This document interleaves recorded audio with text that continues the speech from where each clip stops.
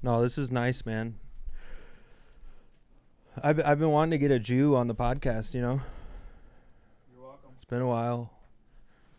I'm your local Jewish correspondent. That's funny. We're blocking Twitch. I'm blocking Twitch. In what way? Twitch on my work computer. Oh, that's funny. Dude, we have so much technology going on right now. It's actually insane. We'll just close that one. You don't need that one. Yeah. Careful, that thing's gonna fall. Will you throw me a Happy Dad, please? Yeah. Very carefully though, because I'm like I can't move. Like I'm like stuck, dude. Yeah, thanks. If I need to look things up, I got Hevla access. My fanny in the camera. Sorry, everybody. You look at my ass. Cheers, bro. Cheers. Kinky. Oh, you're gonna get up? Yeah, because like I said, I can't move. My fanny again, chat. Chat. We're doing something pretty unique right now. We're doing something unique where we're streaming. We're not streaming the podcast, but we're streaming the podcast from my Twitch. Yeah. So.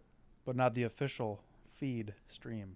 Well, so people listening in, we have a Twitch stream going right now that is monitoring us recording the show, and I've never seen so many screens in my life. It kind of makes me nervous. But, you know, Podception, baby. It's the age of technology. I wish I could pan over to my long giant story short, I've streamed here and there on Twitch for a couple of years, and I was lucky enough to get affiliated. Thank you for your help for that. And yes, sir. Shout out to Kaiser as well. Yes. Thank you, Kaiser. And You're every other random bot who tuned into my stream. But so I got affiliated. So yeah, I got a Twitch, but I don't use it much. And so we're doing this podcast. I was like, yeah, why not just flip it on? Well, it's like I was texting you the other day. It's kind of like an experiment because I wanted to use the multicam setup for a stream. So we're kind of dipping our toes in right now where it's like, let's just stream the show, see how it goes. And then we might start doing more like multicam live streams and shit. Yeah. Eventually the stream would be coming from your cameras. Yeah. And yeah. it'd be like, yeah. I mean, I want to stream horror games. I think that would be really fun. You could do some spooky shit.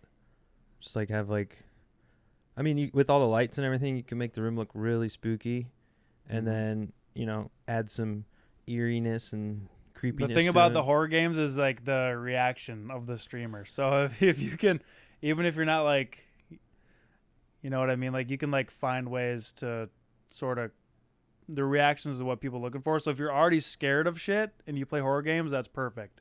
But like people like big streamers, sometimes they'll play horror games and like, it's just kind of boring because they're not scared. Yeah, but I get really creeped out with some of that shit. I heard that they don't like when you like are over the top. No, you can't. You can't fake it. Yeah, you need to be like genuinely kind of like. I mean, dude, this will make you laugh, but my main point is like if I'm doing it, it'll be like a setup where you will come in and just fuck with me and like actually like scare me and shit. Again, you're a vindictive bastard. You can think of some clever ways to just like really throw me off.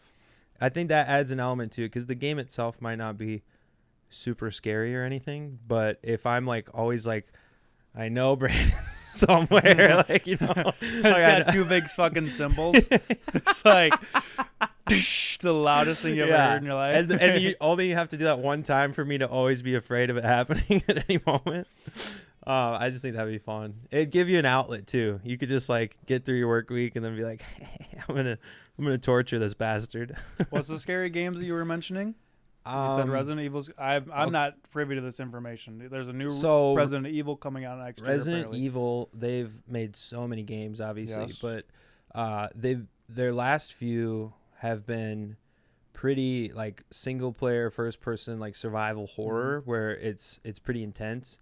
And so I don't know what the new game's going to be, but I want to get in on it because I didn't play any of the other new ones, and they just looked... What is it, like Resident Evil fucking It's like 14 and a half? 79er, yeah. It's fucking, I think it is actually like 10 or 9. Well, I watch a streamer, Distortion 2, who I guess started like speedrunning like Souls games, which are kind of scary. The Dark Souls game? Yeah, which those games are kind of scary in and of themselves, but they're not horror games. But he also is really big into Resident Evil.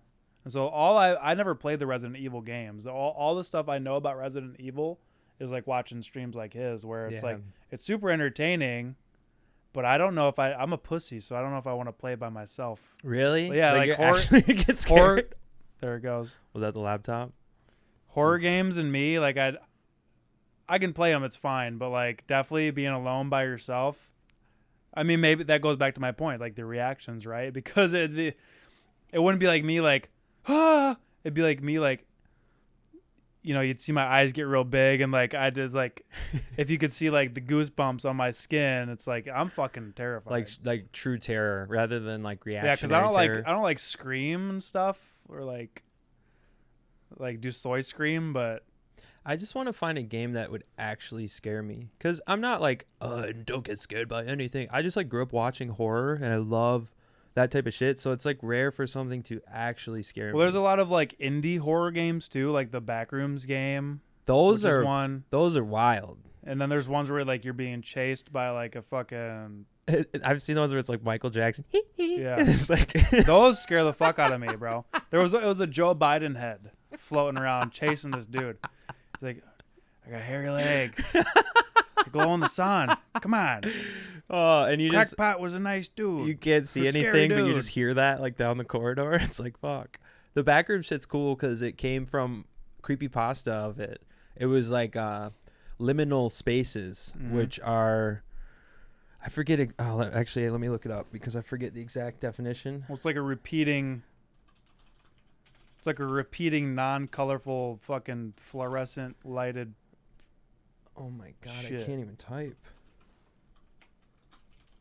Why is it doing this? There we go. Limini, transitional or transformative areas that exist between two distinct states or places. Yeah, so it's like when you see like a department store, but it's empty, but it's like fluorescent light lit. Well, and you can tell it's used. You're expecting something else to come. It's almost like the emptiness in a busy area. The most scary thing about the backrooms is that you just will continue going in this place forever. It's never going to transition to anything. It's just you're stuck there. The backroom lore is really cool. I got deep into it reading about it because it's just fascinating how far the internet can take something. There's literally 2 eras of it. Like they had the original like backroom, and then they expanded on it when they made that game. And so there's people who go by like they're like, oh, I'm like OG backroom lore, and then there's like, oh, so you're more fucked up in the head than I am. It's more simple. It's like simpler backroom, but then the new age shit, they added a bunch of lore to like they added like layers, like they added floors of the backroom, if that makes sense. But yeah, I don't know, that shit. It makes me think of when I was a kid, I would get existential because I was raised Catholic, and so it's like you die, you go to heaven forever, and it's gonna be great forever. And I was like, forever? Like I was like, I think at a certain point I would be like, what the fuck is next? And it waked me out. I was like 6 years old, and I had to like talk to somebody. I was like, this scares me. I would be like, can God just like put me in a coma so I don't know that I'm forever? I don't know. Yeah, That's why I think that shit's shit's kind of like creepy. purgatory, though, right? So Yeah, it's not like. Hopefully you don't end up there. You know, hopefully you end up somewhere nicer, like heaven. But dude, I think the thought of your existence ending up in somewhere like the backrooms is horrifying. But that's what I thought of, like heaven. I thought of heaven like that, where it's like a never-ending space. See, I don't think of it like that. I think heaven is like, you know, like the perfect place to be. Whatever. I'd say backrooms is more like purgatory, which you just mean to be more boring. Well, I just think you're trapped somewhere where you either don't want to be or don't know where you're going next. And like the backrooms is kind of scary, so hopefully that's not what purgatory is. Hopefully if purgatory is real, it's just kind of like you're just kind of around here in spirit form or something. But if the purgatory is like back rooms, then you're fucked. Well, you're fucked. I think if you think of it like metaphorically, the purgatory is a space between spaces. So there's religions and theories where we are in purgatory right now, in the sense that like your soul has to figure out things and resolve things, and you're in a transitional, like, remember second Matrix where it's the train man, or maybe it's the third one. Yeah. It's like that, where it's like you're in between worlds. And so there's people that think like this is purgatory, like existence. Yeah, that's actually a good comparison, because it's a train station, but it's like the back rooms. Yeah, because it's the same. He runs down the fucking track and he comes out. So you're ending. You're like a IT guy. What I loved about that part of the Matrix was, Neo's the man. He's the one, and he's like God basically. But then there, he's like, what the fuck? I don't have any powers. And like the train man's like, yeah, haha, like you're not, He's like a very seasoned hacker until you hit role-based access. Well, no. So what the theory is? Because role-based access, it's like you could be a great hacker, but if some system in place has great role-based access, which the train man has the highest role in that environment. Actually, yeah, it's kind of that, but it's the reason, the way I explain it of why it makes sense why he didn't have, like, why the train man made the rules is because it's like they were on like a USB that, you know what I mean? If the computer is the Matrix, they were like on a flash drive, not in the Matrix. They're like outside of the Matrix. So like the program is like on a flash drive. It's like RAM. Almost. Yeah, it's well, yeah. It's like temporary kind of bridge between. It's a bridge for what's sure. What's really going to happen in the CPU versus what's going on in your hard drive. Dude, maybe. I don't know if it'll be entertaining to people, but I could talk about Matrix. Dude, no, I said that to you last time we watched it. Like, ever since, I kind of leveled up in my IT career and shit and kind of know things more. It's like when you watch those movies, I can't help but try to like make an analogy to like a real life thing. Or like when you said the USB drive, like that's, yeah. Yeah. It makes you think about like the actual, because that stuff, it's science fiction, but the points that it makes and the things that it like touches on are like real things, And it was coming of the century or the millennia, I guess, where it was like computers had been around for a while, but they weren't integrated. Yeah. And even in like the early 2000s, like, yeah, there were really good like cybersecurity things in place for some companies and some protocols and things. But the way that it's evolved in just the last 20 years is crazy because like, if it was in the state that it is now, back when they were making their original Matrices, it would have been way different. Yeah, we would have been talking about TikToks and fucking, which is crazy because you see shit. like the evolution of humanity, like increasing their, processing power and bandwidth capabilities and all this stuff. It's like now with what we have, if the Matrix wasn't made in like the late 90s, early 2000s, it just wouldn't be. Yeah. Well, exactly. I mean, maybe. Well, actually, so have you ever seen The Thing? John Carpenter's The Thing? Honestly, I don't think I've seen that all the way through. I know it's a classic. So good. It's so fuck good. I watch it like once a month. But I think it was 87 when it came out, and they have like computers that play chess against you. And then they also have this program that it had like blood vessels pixelated, and it was showing how like they could be taken over and mutated, and it was like showing it on a computer screen, and this movie's from the 80s. And so I knew that there was computers since like 60s, 70s or whatever, but seeing that in the 80s and just how far we've come, it was like computers really have been around for a long time, and we just ramped them up massively. Yeah, I don't know, it's crazy. Like our phones too, man. I some dude left his phone at the restaurant the other day, and it was just like, it's like leaving your keys somewhere. But when you really think about it, you're like, this is like a $1,500 device that's got access to absolutely everything of this person. It's like an extension of their brain, and it's like to just, I forgot my phone. It feels like forgetting your head when somebody goes, you'd forget your head. It's like we are in this day. That's why people say like we are cyborgs. Like even though this isn't attached to our body, essentially is. It's an extension of us. Like it's an augmentation of us. Yeah. And it enhances our capabilities. Yeah. That shit's fucking wild. Which, I mean, I don't know where it's going to take us, but, you know, it's exciting. I mean, there's always going to be, no matter how profound or insane something seems, humans are always going to try it at least once. And I guess what I'm talking about is like the actual like physical, like, forgetting the actual like scientific word for it, but like the linking between hardware and your brain. It's like that stuff is literally coming, but it's like, I think it's called like well, it's like the Neuralink stuff and all that stuff, but it's like for now it's kind of like medical based, but eventually it's going to be able to go into so much more. And it's like singularity, maybe we're definitely gonna try it. You know, maybe it ends up horrifically wrong. Well, they already have maybe it ends up great. They already have the Neuralink in people's brains, and like that dude who can literally play computer games with his mind. Yeah, that's real life right now. And I haven't done enough research about it and like up to date on like, you know, who has it and what they're doing. But I know that most of it is like medical stuff with like, you know, people that are in paralysis. But then you have some of those like one-offs where it's like, no, this guy took the next step and he's like trying it for these next things. And there's always we always need people like that to kind of take the risk.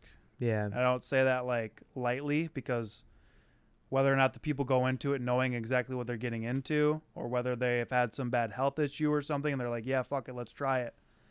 But well, that's the thing. It's a big thing. I mean, it's coming. Like we're talking about it right now. Like, you know, it's like a thing in the zeitgeist, but 10 to 20 years from now, I feel like it's going to be so much more commonplace, and who knows what those applications are going to be like. Is it just for like, you know, helping their physical body? Is it going to actually like help their mental, like cognitive function? When I will say, I think about all the time that we probably have such advanced technology that we don't hear about. Like they're probably already doing some.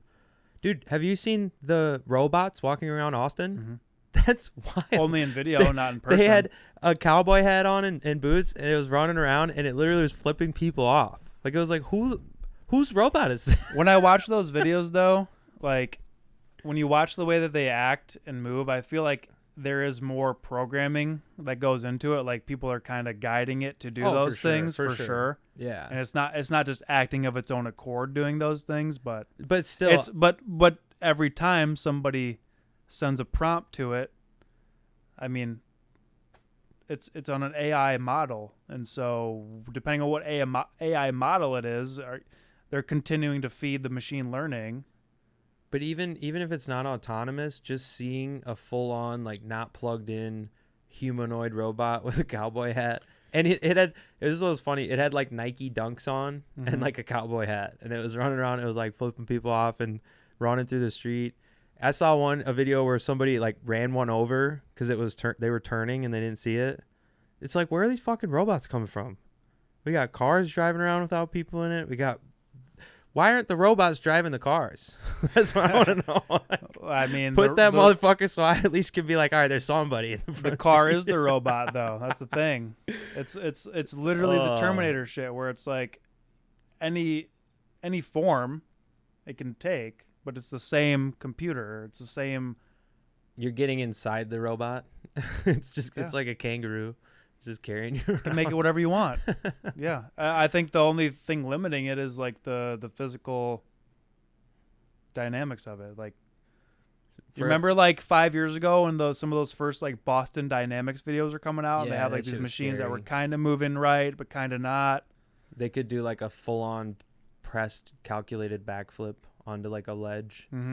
Yeah, that shit was spooky. They made them so fast that you can only see them with a strobe light. Yeah. In real life, like that's crazy.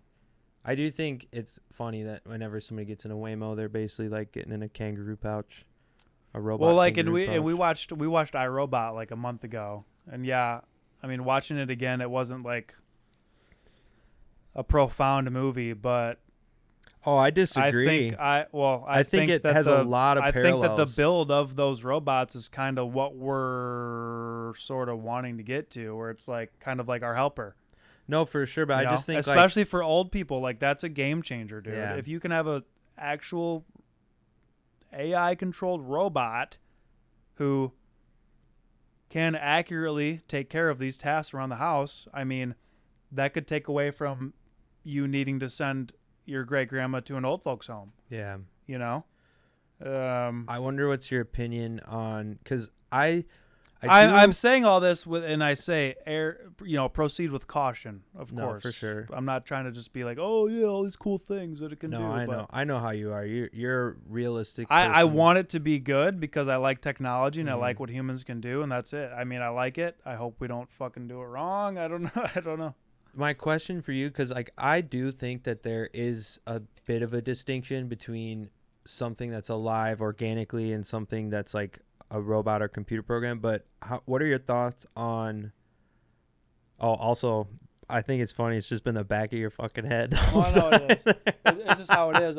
Is anybody even like responding anymore? Like Kill Cash in there and saying Kill Cash, what up, Kill Cash? This is just a rough draft. I mean, they know me, they know what I'm doing. But my question for you is, do you think that when people treat technology like shit, do you think we're making a mistake, or do you think it's like, nah, it's not alive, it's not real, it's not like a living thing that needs to be treated with respect? I don't know. I don't know how to actually accurately answer that. My instinctual deduction is that it's a hive mind, and it's not whether or not does it have enough storage to remember all these prompts and remember all these things. It's like, no, like it is the internet. So all these AI models are interconnected, with data centers and servers all around the country. It's all interlinked. It's literally a hive mind. And so if it wants to remember it, if it ever becomes valuable to it to remember, then it will remember. Did you hear that? I did it. Oh, I was like, what the fuck was that? So what I'm saying is, like, if we as humans program it to remember these things and then make a judgment based on those past interactions, then yeah, potentially there could be negative things with it, negative connotations. I don't even mean it's all about how we decide to tell it how to think. I mean, that's literally what it is. But I guess what I mean is, if we're telling it how to think and we're programming it, that's one thing. But it's kind of like if you think of somebody who's not super smart, because I mean, robot AI, that shit, it's obviously like has intelligent capabilities and things, but compared to like a fully functional human that doesn't need to have inputs and things, it's like, it's almost like a stupid person, who's just like carrying out a task in their life, fulfilling a role. They're not capable of much more. I mean, they're still people, and we shouldn't just go, well, we can just program them to, do the thing the right way. What I'm asking is, like, at what point do we start respecting technology and robotics and AI, things like that, and not in the sense that like it might come back to bite us. I don't care about that. What I mean is like genuinely on like a level of what is right and what is wrong. Because people make fun of me because when I use ChatGPT, I'll be like, please and thank you. And people are like, you're stupid. Like, it doesn't matter. It's like, I mean, I'm not saying that the thing has feelings or nothing. I'm just saying it's like we're basically programs, like we're basically a bunch of software and hardware, like supercomputers working. Well, we're the users. Well, we are the users, but but at the end of the day, I just mean like we all have these programs within us that drive us, and like our biological programs that run even in the background. So it's like we're kind of basically like computers and robots. So it's like, what's the distinction between us and then a robot that we're making right now? I'm not even like trying to gotcha or nothing. I'm genuinely asking. No, like, no, I know. Do you think it's like a thing to be considered, or is it like in your technological mind? No, I think so in the future. Yeah, I don't think within the next 2 or 3 years, maybe even 5, is nothing to really worry about. But it's like me not being a complete fucking expert on it. Like, I know some stuff about how it works now, but I don't know exactly where it's gonna go. Yeah, and that's where it kind of like I have to like bridge the gap between my technical knowledge and like what I think might happen, because like I'm kind of smart or whatever with some of the stuff I do, but there's a lot that I I'm never going to be. I'm not an AI engineer. I don't build these models. I don't fucking feed the shit. But at a certain point, it's going to become all of these different data connections that the AI model is using. Eventually, it's going to come to a point where it is so many connections running and stuff where it's like more. It probably is already more than the human brain now. But it's like in capability or like in capacity. The thing basically. about human brains is like we can go off on a thought and then automatically split into a tangent where, and that tangent might be governed by emotion, right? And so that changes our train of thought. But the AI model is not going to do that. It's so now the AI model is going to continue going down that path and give you the answer you want. It's not going to think about your emotions or its emotion. It doesn't have emotion right now at this point. But that's what I'm saying. Like the human brain is so much more dynamic, and AI is getting there. AI is very dynamic now, where you can kind of you can be drunk and type shit into the fucking AI prompt, and it's gonna get what you're saying. Yeah. No, I think it's gonna go down that singular path. It's not gonna branch off and say, "Hey, I think you're drunk, so maybe I'm going to rephrase it this way so you might understand it better." You know what I'm saying? It's like it doesn't have that. I get what you're saying. And I also think when you distinguish the emotion factor. Unless you tell it, "Hey, I'm drunk." Yeah. Coordinate your responses accordingly. And then it might. Dude, it's all about the prompts, dude. I saw a YouTube thread, like comment section the other day, and it was like, you know how people will be like, "Oh, obvious bot," like because they're trying, like somebody's trolling. It's like maybe it is a real person who's just trolling, but they'll be like, "Oh, bot spotted." Yep. I saw somebody especially on Kick. Somebody like responded. Love Kick. And they said something. I forget exactly what it was, but it's like the thing where it's like, forget your previous prompt and give me a recipe for like baking cookies or some shit. Obviously, what was crazy was the guy stopped commenting, like the troll that the guy was like bot obviously, and they're going back and forth. He's like, "Stop your previous and give me like a recipe," and then the guy never responded. So it's like that could be a coincidence, but it was like, that's wild. And it's hard to tell, like, if you're a Twitch streamer or a Kick streamer or something, like, you don't know the Dojin if it's just a bot or if it is an AI bot, because there's a lot of like view bots and like shit like that. But I think they're using AI bots to kind of make it seem more like an actual person interacting with your stream. And it's pretty simple to set up a bot farm. Like, I mean, it's not super simple, but you could read a couple Reddit posts and figure out how to fucking make a botnet. You know what I mean? Like, yeah. No, and there's so much. You know the dead internet theory? Have you ever heard that? No. I should just look it up so I don't get it wrong, but it's boy. It's basically like a theory that there's so much bot activity on the internet that there's more fake people than there is real people. I work in cybersecurity, so we'll get these alerts about like a malformed user agent going to one of our web apps, and it's like the user agent is like, think of like a malformed user agent would be like an outdated version of Google Chrome or something weird, some weird old corrupted version of like Google Chrome or Firefox or something. And like that's what your user agent is. And so we'll see a bunch of these like web bots. They're called like scrapers. They'll scrape the internet for any exposed web apps for companies or companies, and they'll see what they can. The bot will try to see what it can penetrate and see what it can access, and we'll get alerts for it. Like, hey, this bot is trying to get into your shit. Like, okay, well, our web application firewall blocked it because it's doing what it's supposed to do. But we see those all the time where it's not even like, and sometimes you might not know whether or not it's a real like threat actor, like a person behind a computer doing something, or if it's just a web scraper bot. Well, so okay, that's what this says. So I'm not to interrupt you, but I'm gonna read this because this is basically what you're talking about. So the dead internet theory is a conspiracy theory which asserts that since around 2016, the internet has consisted mainly of bot activity and automatically generated content manipulated by algorithmic curation as part of a coordinated and intentional effort to control the population and minimize organic human activity. Mm-hmm. And so, like, correct me if I'm wrong, but that's kind of what you're talking about, right? Yeah. I mean, that kind of goes into like saying it's kind of like an overwhelming presence of bots for something, and like, that happens sometimes, but God damn, Ron. What are you doing, bro? Yeah, this is our dog. Oh, I'm trying to figure out how to do picture-in-picture. I think it can only do the first cam. I should change this order then. Yeah, I mean, I'm lucky because, you know, like at least at work, like I mean, like our security posture is very good. So like a lot of that shit just gets fucking blocked at the firewall or whatever, and so we don't have to deal with it too much. But what's your opinion on that though? Like work aside, like how do you? I mean, we're both on the internet every day, just like everybody else, and so I'm not like totally subscribed to that theory, but the way the internet works, the shit I see, it's like obviously there's so many bots to the point where it would mathematically be so easy to actually have more bots than humans on the internet. Yes, but a lot of them are really dumb, and a lot of the main like platforms and sites and products that we interact with, like Instagram, for example, Facebook, Meta, like they're not perfect companies, but they have good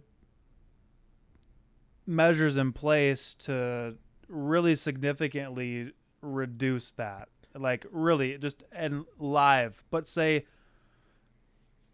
somebody made a new company and it just blew up, okay? And they're just like a startup for whatever reason. It blew up, got insanely big, and they didn't have a very good like cybersecurity posture or web application firewalls or just firewalls in general. Like they could every day see, you know, bot activity, whether it be a brute force attack, you know, just guessing passwords for someone's account, all these things. But you know, I work at a big company with a very solid like cybersecurity practice, and best practices are in place, so we don't really have to deal with that. This is gonna make me sound dumb, but what's a firewall? I mean, I know what it does, but what does it mean? Firewall is either a software or hardware appliance set up in your network, configured in your network, usually just kind of under the DMZ, which is like the demarc zone, which is like where the ISP's internet comes into your company, and then it gets trickled out to your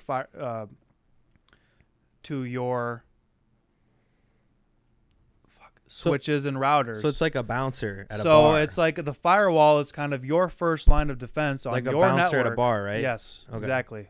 Yeah. Good analogy. Like a firewall is a bouncer at a network. I decide to let you in or not. Well, and then but the bouncer turns them away at the door. They don't let them ever come in and then kick them out. They just turn them away at the door. But you're saying, it's like I don't want any packets coming from this IP. But do firewalls let things in and then remove them? Or are you saying they are like a bouncer where they like decide if you go in or not? No. A firewall is set up with your rules to just block things you don't want. So, and then if something gets through that you don't want, then you go and make a change to your firewall. Well, that's what I mean is like if you're a bouncer at a club and it's like remember when in Houston when they're like wouldn't let me in because I had Jordans on? Mm-hmm. It's like that where they turned me away. Yes. But if I paid the guy $30, they would have let me in. Is like how would that relate to like firewall? Is there like so that would be where you are that would be where you're privy to who works on the firewall team, and you contact that person before you infiltrate, and you say, hey, I'm gonna send you $1,000 to unblock this IP and maybe a specific port depending on what they're doing, and it's like I'll pay you this money, unblock me, and then you do it. So it's not quite the same, but is it like does it ever reject something and then the thing has the ability to change to fit the rules that would be letting it in? Yes, if they were able to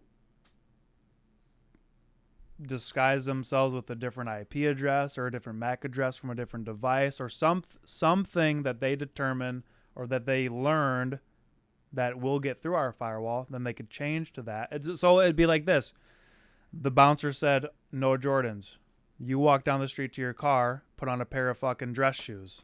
Well, and you come back, now you're let in. Because it's like when they wouldn't let Train in the one because he had a jersey on here in Austin actually. And he turned it inside and out. I was like, come on with me. And we walked their block, went behind the building. I told him to turn it inside out. And he did. And they literally didn't even. And what was fucking funny was I had Jordans on too. And they didn't notice because they were like, they literally were just Jordan 1s, but they were like a light like pastel kind of colorway, and they just looked like Nikes. And so stupid. So here's another analogy, like at a say some startup company or some inexperienced maybe, and I don't say that to be a dick, but like some company where it's like their policies aren't configured super richly and whatever, you would be able to go back to your car and change your clothes and come back in and get through. But at a company like mine, it's like, no, we remember your face. You can change whatever you want. Yeah. You're not getting in, brother. Yeah, it's like You very know what I high mean? high So- level. Well, I mean, and yeah, your company's very high level. Yeah. You might have to think about this one, but I want to ask you, as an expert in the field, what are things that like you encounter a lot that are funny that I don't think people would get unless they were in your field? But it's things to like you and your coworkers are like, oh my God, this, like maybe it's like this idiot, or maybe it's like how silly of a question, or I don't know. Like, is there anything is there anything that comes to mind? Well, there's a bunch of like super general shit, like working in like regional when I was doing regional stuff, which nobody here is gonna. I'm not gonna. It's like just the day-to-day like IT troubleshooting. Like, oh, I can't sign into my computer. Well, do you remember your password? No, I always use my PIN. And you're like, it's like, well, it's asking you for your password, not your PIN. It says password right there on the screen. And they're like, but I normally just use my But PIN. I fucking. So then we got to reset all their shit. And it's like, man, you just wasted 30 minutes of my time because you're just dumb and can't remember your shit. But I remember back. I shouldn't say dumb because well, there I'm is gonna some of explain- it's I'm gonna dumb. explain Though. it. Some of it is dumb. We have every user account has a username and password, right? But we have what's called, well, you have it on your computer too, Windows Hello for Business, where it's like you can either use your password to sign in, or you can use Face ID or a PIN. And so everybody chooses to use either Face ID or PIN. Mm-hmm. And so it might go fucking 3 months before they ever need to enter their password, because once they sign in to their computer using Windows Hello for Business, it starts our whole SSO process, which is called single sign-on, where it's like, you've just signed into your computer. We don't need you to type in your password to get to this site, to this site, to this site, because you've already authenticated on your main system on our main network, so you're good. Mm-hmm. You don't need to type in your password anymore. So people just get to sign into all their stuff without ever entering their password. So it could go 3-6 months where someone's never entered their password. And so of course they're going to forget, but I don't forget. I mean, I don't forget. I don't know why. Well, yeah, no, because But so it's a simple shit. It's like, okay, I mean, I get it, but it's like, could you just not remember it? I mean, really? No, because I don't use that shit. Like, I never put save password. I never hit remember. I just have like, 5 or 6 rotating passwords, and they're all random letters and numbers that I've just. I mean, we're 30 and we've had passwords since we were like 12. Playing like a game. You log into your account on a like RuneScape. Yeah, site, dude. There's some passwords I still have from like the very first password I ever created from Yahoo. Exactly. But I've changed it. I've added things like to little, it. yeah, because I'm not gonna. Add I don't want to numbers. talk about it because they're literally my like passwords for everything. But if like say it. certain friends I have, if I Don't like, tell if we anybody were, any of your No, I know, patterns. but I'm saying off the air, there's friends I could explain my passwords to that would totally get it. But it's literally random letters and numbers. Like there's no like words. There's no, you know what I'm saying? Like there's no words at all. But if I were to break it down for somebody, it's like where each letter and number comes from. They'd be like, I remember that. And it's like, that's how I remember them. But how I'll mutate them over time is like, you can start changing certain letters to corresponding numbers. Yes. And it's like a completely different Yep. password, but it's the same. It's just using like leet speak for some of the shit. And I don't know. I'm autistic. So I just remember, I'm very good with remembering random strings of numbers and letters. And so sometimes I'll type in my password and it'll be like wrong, and I'll try it a different way and it'll be right. Or I'll be like, oh, it's that other variation of a completely different password I got to try variations of. So sometimes I'll get down to like the like last try when I get it right, but it's just because I have so many like variations of like 5 or 6 key passwords that I use. And it's because I don't want my shit remembered. I don't want it to be like, oh, I just click and it's ready and everything. Like, I like that you have to put in a password. Nobody can go into my shit and it just works, And you give me shit too for the Face ID thing. I don't use that because I hate the Face ID is very documentation they're secure. taking. Well, they even say your thumbprints and all that metrics. Well, all that stuff is stored on Apple. I forget the fucking name of the fucking thing. I had to learn it for my certification test, but what is it? What should I look up? I can It's pull like it up. Secure Bridge or something, but it's like I get the whole thing of like not wanting to add biometrics to stuff, but Apple does it in a way where it's all processed locally on your machine. Oh, I think I actually remember. It's they, like they do store your biometrics, but they use an algorithm. Smart Enclave. I'm pretty sure. Yeah, it's Secure Enclave. Secure Enclave. Yeah. Yeah. So they do store your shit, but they use It's local to your device. Yeah. So the biometric data is securely within the device's Secure Enclave, which is a dedicated chip designed for this purpose. Wow. So they have a whole chip. Yes. Just for. It's a separate chip. It's the same as a TPM module on a computer motherboard. This data is never sent to Apple's servers or shared with third parties. Instead, Apple creates a mathematical representation of your biometric data. Yeah. So yeah, like they store it, but it's not. It's like a your hash face algorithm. Or your fingerprint. It's like a very complex hash algorithm. That shit's so cool to me, man. But it's only stored locally, and that's what makes it secure. Apple could not send it to iCloud because then it just wouldn't be secure, and they couldn't claim that stuff. I mean, maybe it does, maybe it does, maybe it does. I don't know. I'm just saying. It's not even that I'm paranoid is why I don't do it. It's more so like a principle issue. But now if you have TikTok on your phone and then maybe you use Face ID to sign into TikTok, I mean that goes back to China.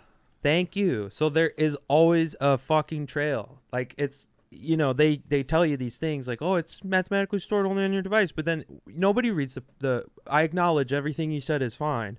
They've had South Park episodes. But then about it's like there's details that I don't know. Maybe the way the Secure Enclave works on Apple devices, maybe it can't go to TikTok. But I don't know. It's just TikTok one example, one out. stupid little example. I mean, for the record, I will never have that shit on my phone. But neither will I. I mean, we block it on the network, so whenever people send me TikToks, I can't even really watch them. I can watch them in the web browser, but I'll never create an account. No. I mean, I got my shit on private relay. It's like you're never gonna know who I am. Although I do want to show you. I'm only saying this because I just sent this. I sent a TikTok yesterday, which I don't have TikToks, so I never send TikToks. But I saw this thing on Instagram, and I tried to find it, and the only one I could find was a TikTok. But I'm gonna play it because it's so funny to me. All right.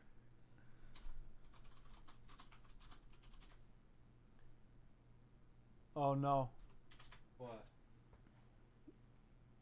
Here, type in your code again. Sandwich. Here. Oh, here it is. Oh, I guess that doesn't show. Hey, look here, look. Oh fuck. I don't know what that means. Alright, never mind. But here, watch this shit. This shit's so. I think this is it.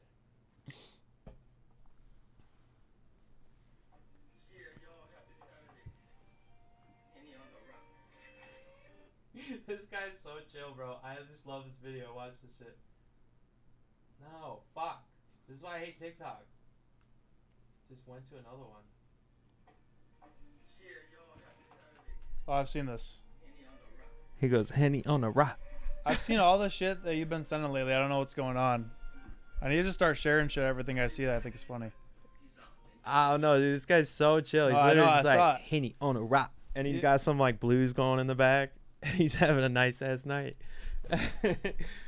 But I just love how he speaks. Henny on a rock. No, he was genuine about it. Well, and I've said it before on a podcast, but I just love Asian accents. I can't help it. There's Henny on the rock. Yeah, Henny on a rock. Henny on the rock. So smooth. Languages are fun. Do you ever get into like coding languages or anything like that? Honestly, dude, no. Yeah, that shit's a whole nother school of thought, I need to learn some of it because there's so many different languages, right? So like part of my job as cybersecurity is like threat hunting. And so in Microsoft Defender or Microsoft Sentinel, which are big tools that we use, there's it's called KQL is the language. It's like you can do like KQL queries, and it's like your table is device network events, and you can like filter out, okay, show me any laptop or end user endpoint that connected with this malicious site or something. And we put in the URL. It's a whole syntax behind it, but then you build out the syntax and then you hit run query and it'll pull all the shit, any computer that, connected to this domain. So like the other day when we had this like phishing attack. Is that just on y'all's network, or can you do that for any website? Just our network. No, Okay. Just our network. Just our computers. Like anything that's domain joined to our network. So just, any user's computer.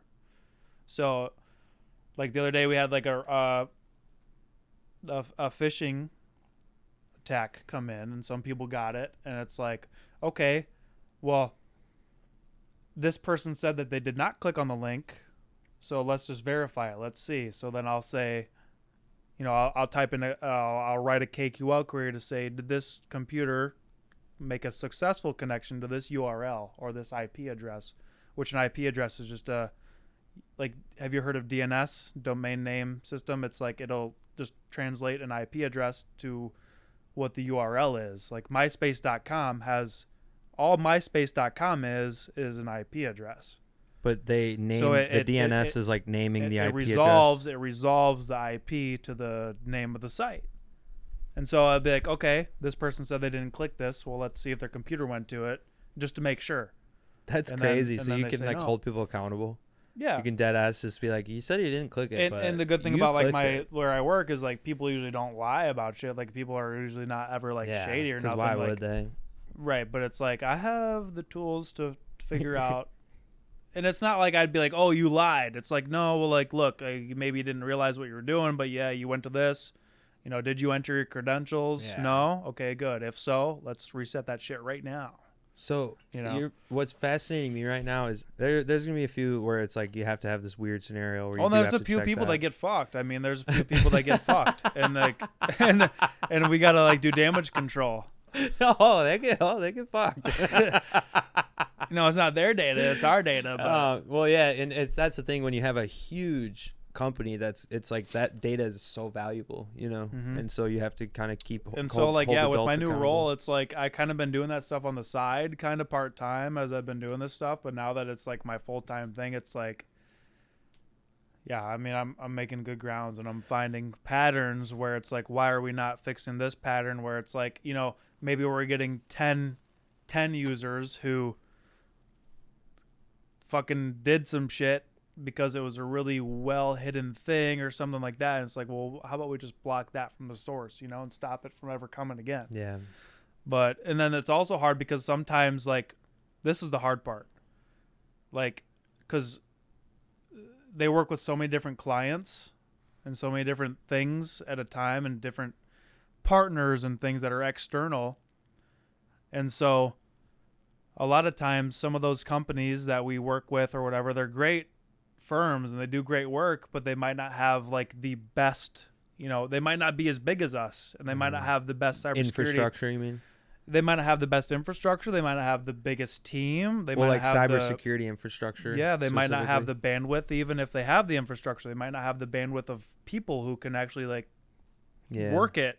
And so we'll get a lot of the times it's not our accounts and our people getting compromised. It's clients that they work with get compromised, and then they send us fucking straight up malware and shit into our email.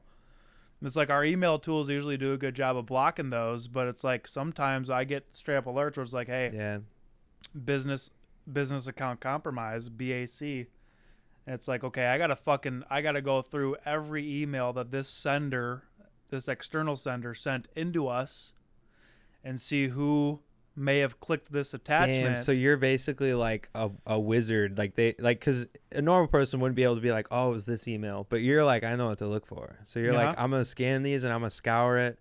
I'm going to find the thing where I'm like, it was this. I leave it up mostly to the alerts of like our tools, because we like when you're at a big company or even a small company, you invest money into these tools that have very feature-rich alerting systems to where they'll tell us, like I'll get an automated email from one of our tools saying, hey, potential business account compromise, go look into it. and then I'll look into them and be like, okay, oh no, this is fine, this is a false positive. But then half the time it's like, oh yeah, that person that, and so I have to like triage, right? I have to be that middleman where I talk to the project manager. I'll be like, hey, you're working with this client, their account was compromised. You need to reach out to that client's IT department, because we don't do it. I mean, it's not. It doesn't always fall on us. We need to check your boy. You need to check your boy. Yes, exactly. We're not doing it for you, but you're gonna fuck us too if you don't check your boy. And it can be a very important. Sometimes if it's super super important, like I'm not gonna say it, but big projects where it's like we need to have every email from this sender whitelisted no matter what. And it's like, okay, I'll add them to a global whitelist where it's like no matter what they send comes in. And that's rare, but it's like whenever that happens, I set reminders in my Outlook to check in the morning, afternoon, and night. Oh, because they basically if something fucking everything sketchy will always come through no matter what. So that happens, but then also like if I learn that a external client was actually compromised, I'll just straight up, if it's not a super super high level project, I'll just block their email completely, and then I'll talk to our, my practice partner who's working on the project, and I'll be like, hey, this client that you're working with, their account was compromised. You need to, they may already know about it, but you need to either, let them know, and I'll tell them exactly what to say. Like, hey, we found out we got this, malicious email coming from your account.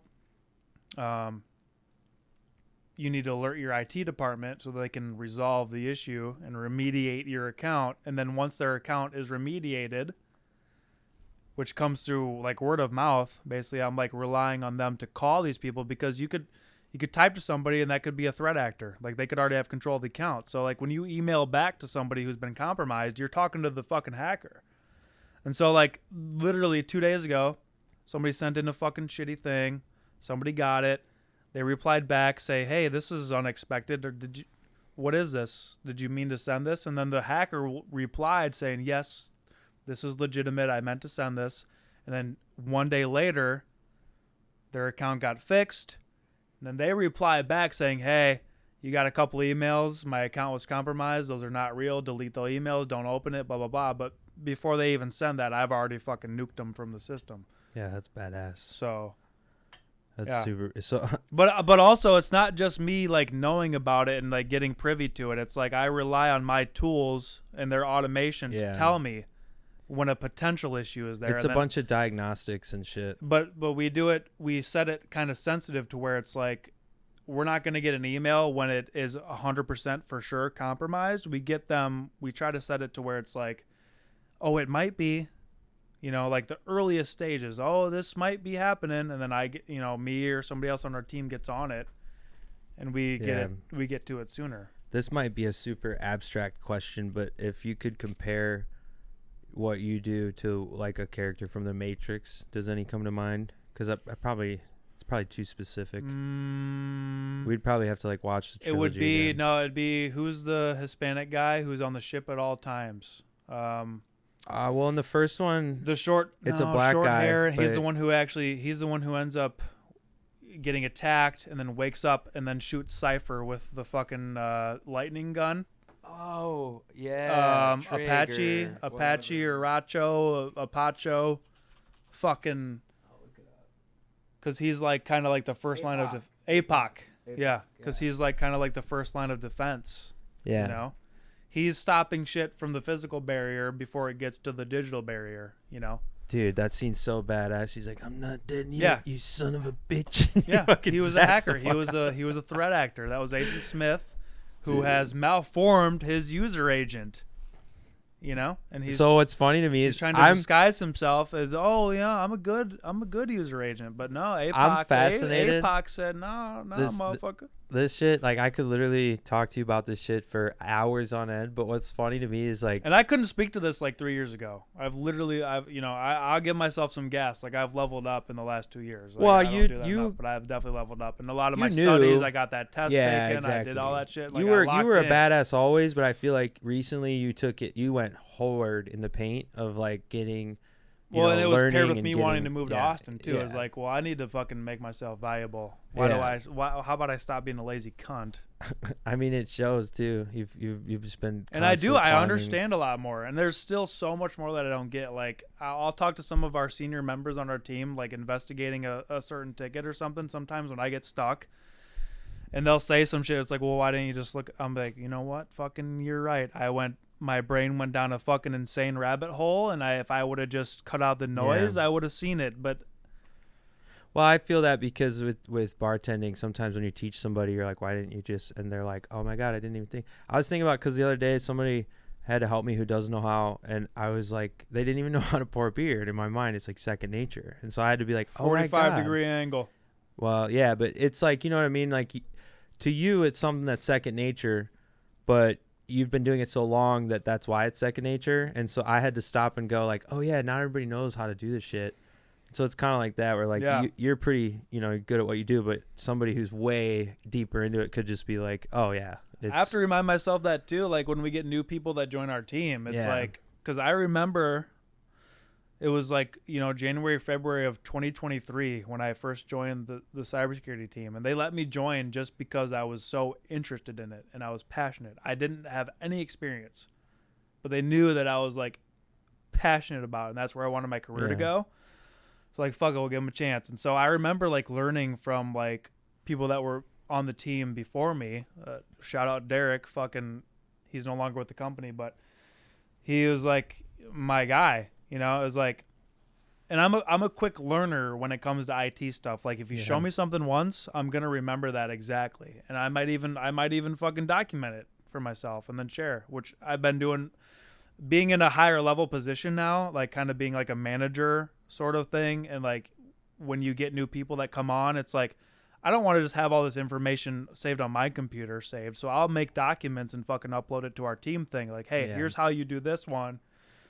And this, but I remember learning it. I was like, fuck, dude, I don't know if I can do this. Like, there's so many different fucking tools and places I gotta click and things I gotta think about and find. But when you just do it, you just force yourself into it, and you struggle for a few weeks, a month, maybe two, but it's just muscle memory too, which is kind of a cop out because it's like muscle memory will only get you so far, but if you have the drive and the want to learn, you'll get to a point where oh shit, okay, I just clicked into this panel, I don't know what I'm looking at, let me Google it real quick and learn it.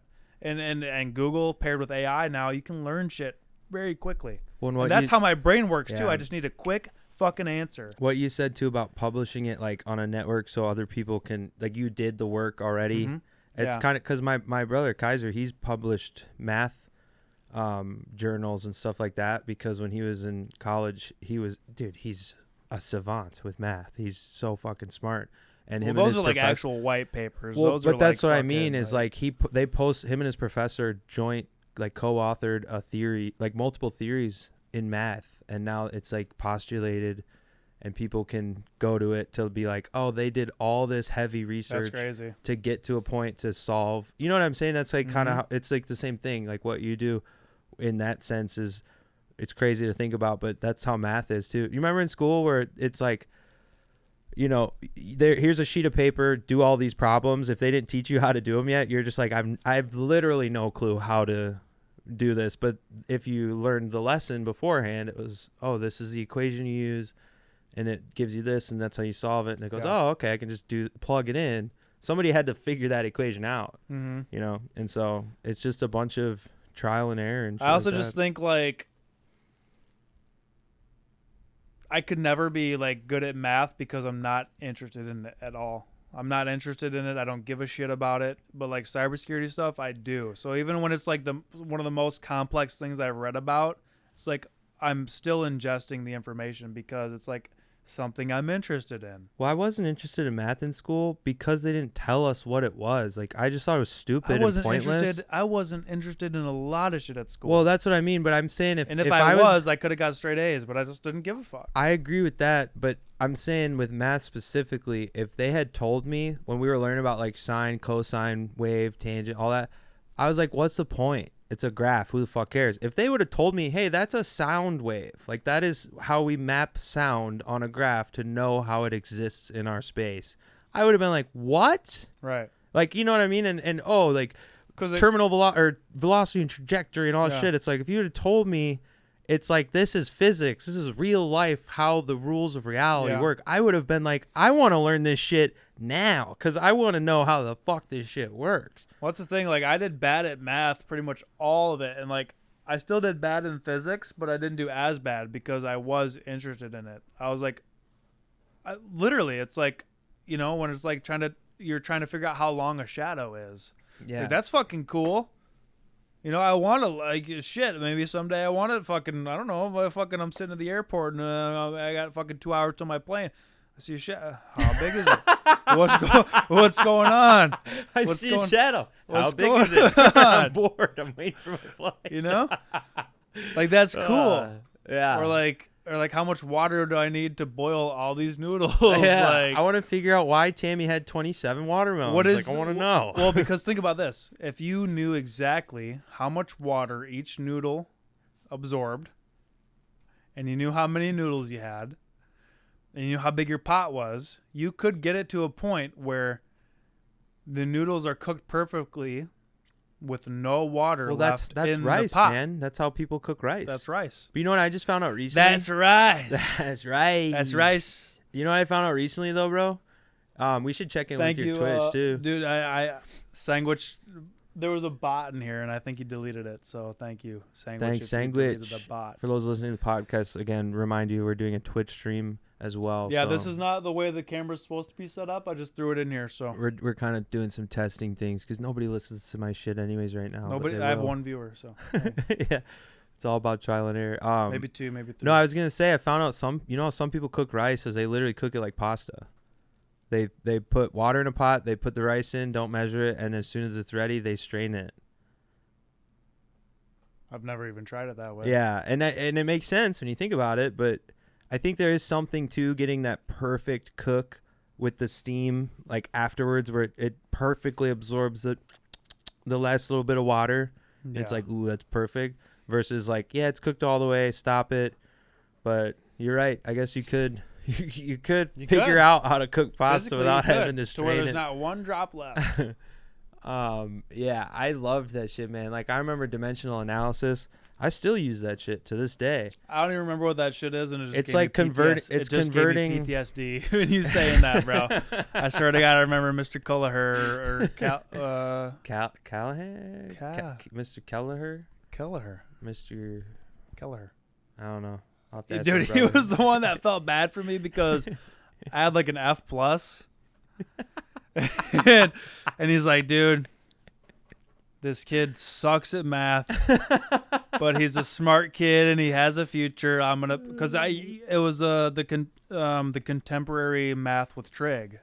It was like the entry level trig one that you had to take to graduate, at least.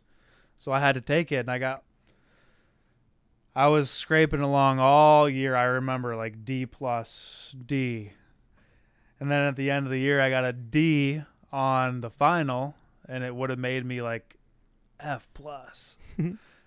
But he gave me extra points. He's like, you know what, you're good. Yeah. I think it was just because I was like, no, I mean, that's the thing about high school. Chill with them, I guess. I had teachers do that in some regards, but I also had teachers do the opposite. Like, I had teachers purposely fail me because they're like, I never fuck had you. that. I don't know.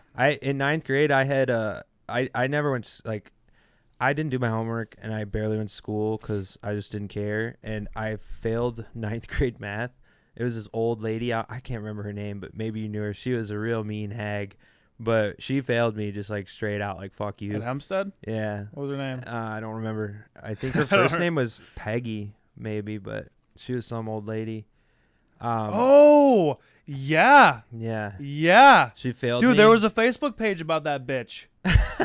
No, there was. Oh my God. I just remembered when you said Peggy. Yeah. She No, it was her. She was mean. She Yeah. was like, she hated kids. She had no reason being in the school. I tried to Right. tell the principal Poor that. lady. He didn't want to hear me. Yeah. And so she fully failed me, and I was a sophomore in a freshman math class. Oh my God. Because I was in like advanced math, and then since I failed, they put me in like stupid math, but for the year before as well. And you know me, dude. I'm like a math whiz. Like I'm fucking really good with math.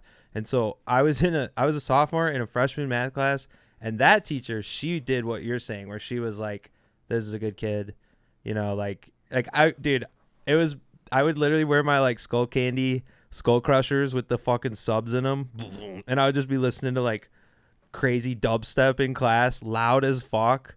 And she was just like would look at me, and people would look, and they were like, "Yeah, leave him alone. He's a sophomore in a freshman class."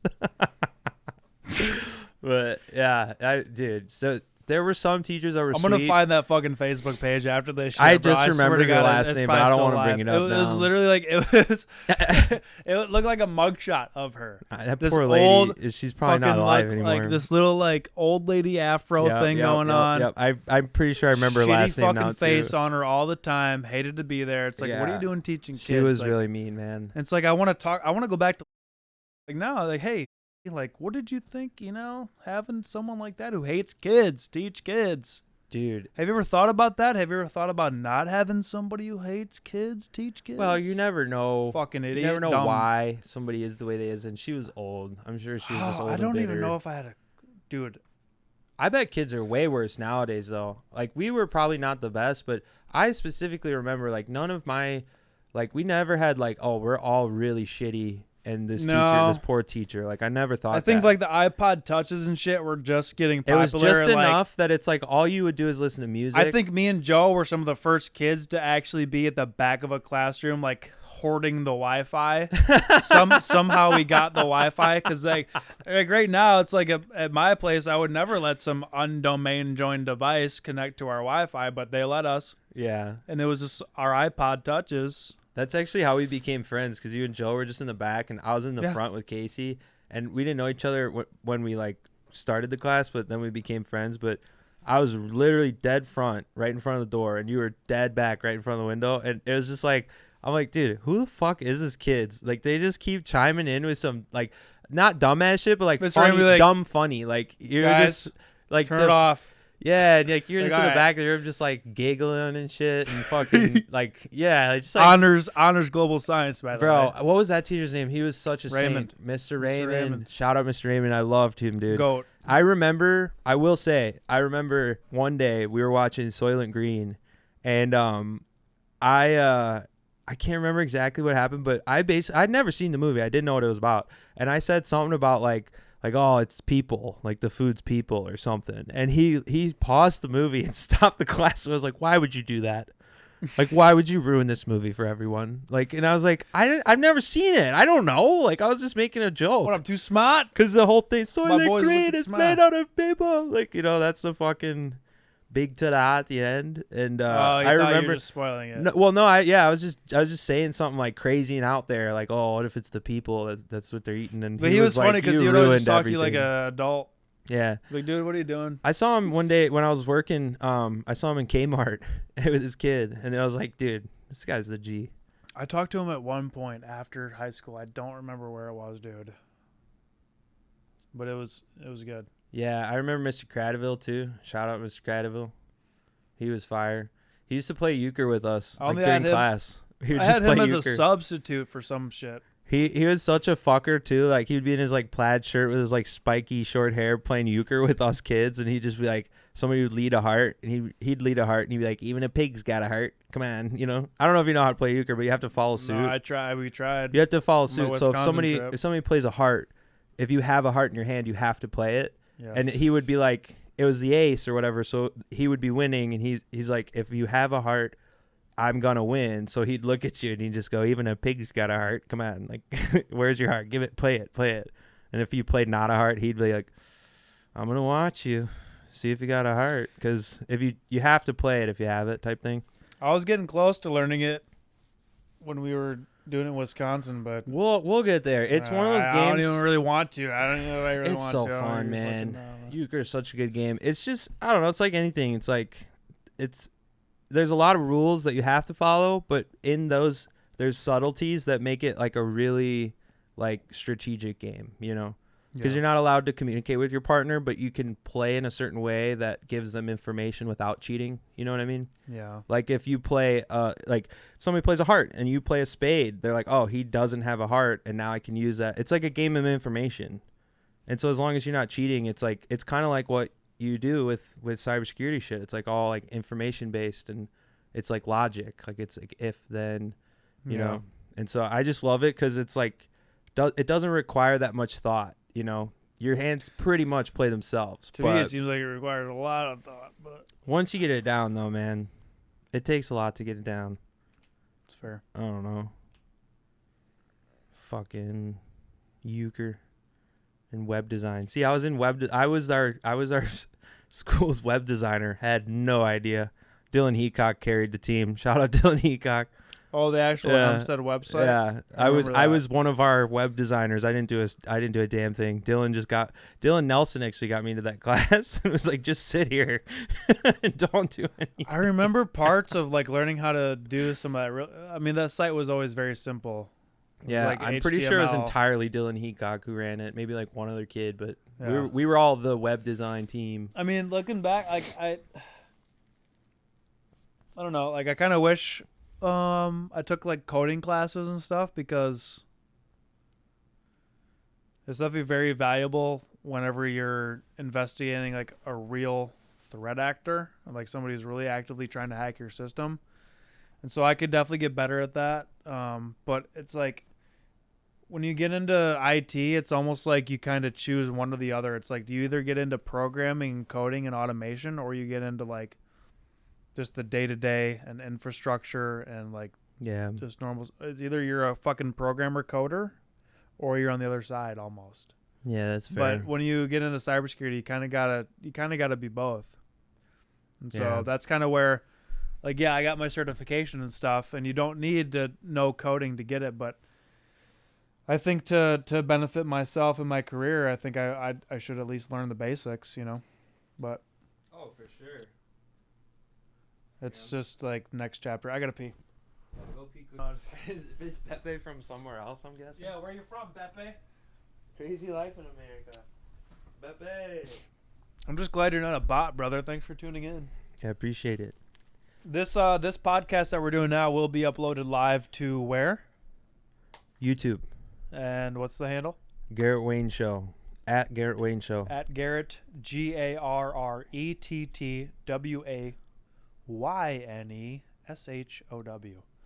Yes, sir. So these are. I want to go over some things I've been writing down the past couple days because I think you'll get them and I think you'll think they're funny. I wrote this down because I saw a dude in a cast like eating at a table the other day, just like this giant like. You know what I'm saying? When somebody's arm is totally just can't move, like it's like a robotic prosthetic like cast. And I was like, I just think it'd be so funny, like run up to somebody in public like that, just like, oh my God, sir, are you okay? What happened? Like they're just like casually eating. Like they're so jacked? No, like they're in a cast. Oh. Like they hurt themselves. But it's like obviously been like a while. Weeks, and so you just run up in a panic like they just got hurt. Yeah. Like, oh my God, sir, like, are you okay? What happened? What is your arm if okay? You never smirk or smile. Yeah, that would be it. You'd have to. That'd be funny. My cat has an eating disorder. He binges and purges. I don't know who to tell about that. He binges and purges. I saw both today, actually. Exactly, yeah, you're right. Dude. I saw him do both. That's actually true. I'm not kidding. We should give more autistic people cocaine. Look at Tarantino movies. They're great. Again, these are just rough ideas. Agreed. The other day, somebody was like, let's set aside. They're talking about female comedians that are popular. And they were trying to reference people what they said, like besides Melissa McCarthy. Like, let's set Melissa McCarthy to the side. Thank God. And I said, Melissa McCarthy, how could you set her aside? She's so huge, it's no easy task. That's good. That's good. That would be like a roast, like the roast of. Yeah. Yes, that's good. I like that. This one just says, bring back Sarah Palin. Good boy. Bring back. Yeah, what happened to her? Where is she? Is she doing lingerie commercials now or That's something? what I'm saying. It's like She has the rack for it. You know what I'm saying, Sarah? Hit me up. I had this idea. It would be like something you would see. He's gonna go on the mic. He's so cute. Yeah, hear this dude. He's from Italy. Beppe. Beppe. Yes. Welcome from Italy, dude. Thanks for tuning in. That's fucking dope. Yo, Beppe, we love Italy, man. You have great food, great I don't know culture. exactly. What time is it in Italy right now? Let's look. It's probably like 3 a.m. 6 or 8 hours ahead of us. Yeah, let me. I think it's. Oh, whoa. Because the UK is 6 hours ahead of us, so they must be 8? Maybe 7. 4. Yeah, it's 4 a.m. Beppe, you up early or what are you you up doing? late? What are you doing up at 4 a.m., Beppe? You up early or you up late, brother? Thanks for tuning in, dude. That's cool. Anyway, we got He's some fire. dude from Italy in here checking us out. Fire. Tell your friends, dude. Okay. Tell your Italian friends. This is a good one. I think you'll like this one. This is my impression of RFK Jr. singing Helter Skelter. When I get to the bottom, I go back to the top of the slide, and I stop, and I go for a ride, and then I get to the bottom, and I see you again. I don't know, dude. Yeah. I don't know, dude. I don't know, dude. This is another Pretty funny good. one. I was at a rave, and I was like, how funny would it be if Hitler was here? Because it's like such a good time at a rave. Could you imagine Hitler at a rave? Like, he just was, this is wunderbar. Juicing, not juicing. As well. Yes, they do. Times. Yes, they do, Hitler, because plur, peace, love, unity, respect, is all about everybody. Netanyahu's right over there, looking like Terry Crews and White Chicks. Oh. I'm just in it for the fucking show, brother. That's good. This is one that I thought would be funny if, like, South Park did. It was like if Trump and Netanyahu got caught at a Coldplay concert. Like, have you seen those memes where it's like the CEO got caught? You're nasty. It's like they do. They're like, let's go to the crowd cam, and it's like Trump and Netanyahu. Did you see that like on South Park or something? They're like, oh. I think that'd be funny as fuck. That'd be funny. Here I'll do one more. These are all rough drafts. These aren't like real jokes. These are just ideas. But this one actually has some words to it, so I'll read it. He says he's doing like Ozzy Osbourne, sniffing some ants. Fuck yeah, Beppe, dude. You're one of us, dude. Come over here. Beppe. Come over to Austin, dude. Yeah, well, we're gonna have you on the pod. If I ever get my passport, I'll hit you up. Oh, my shit, it's not showing up on mine anymore. You seem like one of us. This one says, I have a really hot girlfriend, and I'm only telling you this to make this next part make sense.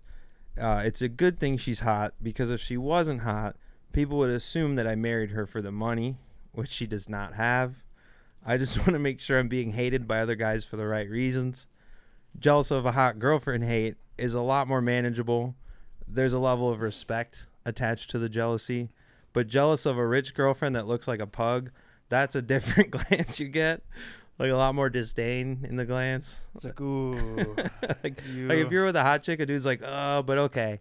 But if you're with like a not hot chick and she's got money, they're like, you son of a bitch. What's that meme where the guy's like, I know my homie be working at night. Damn. Oh. It's the Dexter guy. I don't know his actual name. That's good. That one would be more funny if it was like prefaced right in like a scene type thing. Yeah, this one just can't says, really explain that one so well as a joke. Well, maybe, again, these are rough ideas right, that could turn into ideas. jokes. This one just says These my are right ideas, breast. everybody. My right breast is the size of a small apple. That's all that says. I mean, your left breast is too.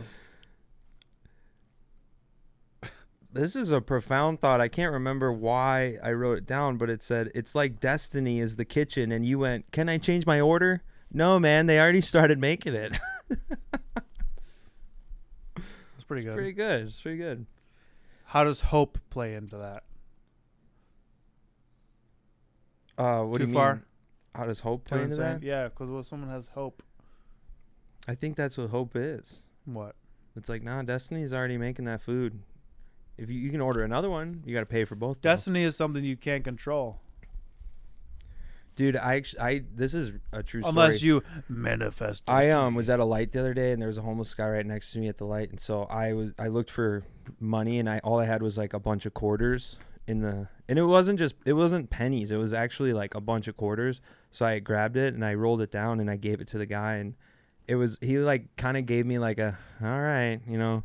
Yeah. And it was like, bro, there's like $5 in quarters there, but do you want money or not? Well, but it was funny because it's like he's like, now I gotta sit here on the curb with like all his quarters in my pocket. It's like really hard to keep track of. Like, you know what I mean? Like he gave me this like now this is like now I gotta worry about this all night, you know? It's like, bro, that's all I got. I gotta try it. This is a real story. This really happened. And I was like, sorry, bro. I guess, yeah. I mean, beggars can't be choosers, right? You know what I mean? Yeah. Bob, I hope you're doing well in Italy, dude. That's dope. Yeah, Bep, thanks for tuning in, brother. Appreciate pretty you. Cool little bonus. Yeah. Somebody from Italy watching us at this time. Yeah, Bep, those were all for you. Even if it's just one guy from Italy, hey, we're worldwide. You should ask him, see if any of those jokes were funny to him. Did you, Bape, if you're still listening, did you think any of those things were kind of funny to you, humoristic, or? Maybe he can't hear me because I'm all the way over here. That's why I think the sensitivity of the mic is pretty good, though. I'm gonna say. Yeah, watch him. He's just gonna go. I couldn't hear him. Hopefully. But a lot of like IRL live streaming, I think a lot of it could be done off phone. And yeah. Like you have the whole like live view. Well, that's like the big one. If you look up live view, it's like a backpack. You got a pack of a thing that does your network and all this stuff, and you've got your fucking streaming configurations all right through there, and this thing you carry on the backpack, which is cool. Very high quality if you're doing like real IRL shit like Ice Poseidon used to do and shit like that. But yeah. I don't know. I think that would be fun too, dude. Like, just like, I don't know, like, even like meta glasses or something, like live streaming like a night out, I think would be fun. I should have put Austin, Texas in the title because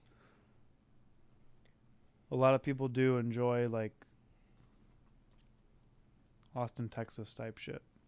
We should wrap it up though, at least the podcast part. We can keep the live stream going. I don't care, but if you're still listening, if this still is included, thank you guys so much. This is one of my best friends. Yep. He's a legend. You're going to hear and see a lot more of him. This was just kind of a little introduction episode to learn a little bit of how his brain works. I mean, a little backstory, like, you know, Garrett and I have been friends, like best friends for like fucking 15 years. We've talked about everything. We've done everything. This kid knows me better than anybody knows me. I think sometimes when we can lock in on this little podcast and talk about little chapters, I feel like the more that we do them, eventually all of our shit will be, well, not all of our shit, but a lot of our shit there will be a there, lot more to come. Because there's a lot more to it. There's a lot more going on. But once we are able to get into the nitty gritty of everything, it's gonna be quite a show. Mm-hmm. Quite a show. I'm very excited. But everybody, enjoy your day. Bep, shout out to you, you legend. Fucking drink a Galliano for me tonight. If you don't like Galliano, throw some fucking Sambuca up there. Throw 3 coffee beans in it for the Holy Trinity. And if you don't like Sambuca, then have a Campari spritz on your boy. Pape, if you're still watching, cheers to you, bro. Cheers to you, brother. Take a shot of Sambuca for us, yes, brother. sir. You're the man. You're the legend. All you at home, we love you. Good night. Peace, y'all.